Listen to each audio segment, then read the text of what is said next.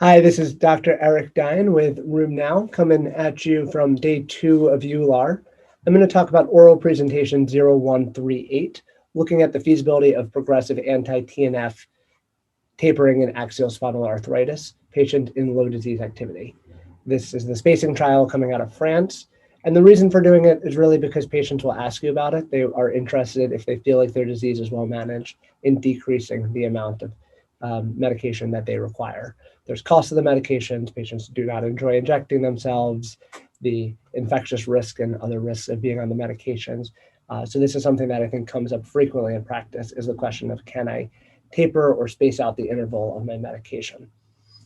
There were 398 patients included. They all met ASAS criteria. They all had radiographic axial spondyloarthritis. They had a BASI score of under 4 for at least 6 months and normal CRP to be included in the trial.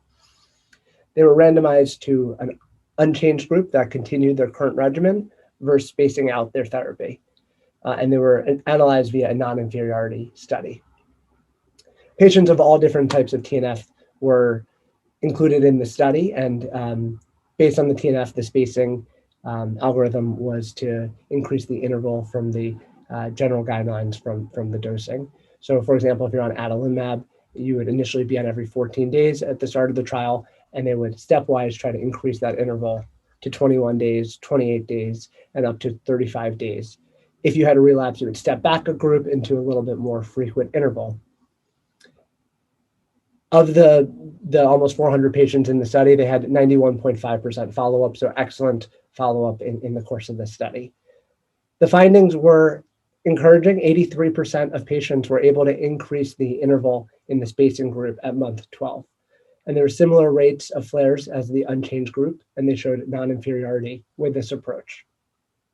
Patients that did have a flare or needed to step back into a higher interval, they had equivalent drug efficacy and were able to regain disease control when they went back on their initial dosing of the medication.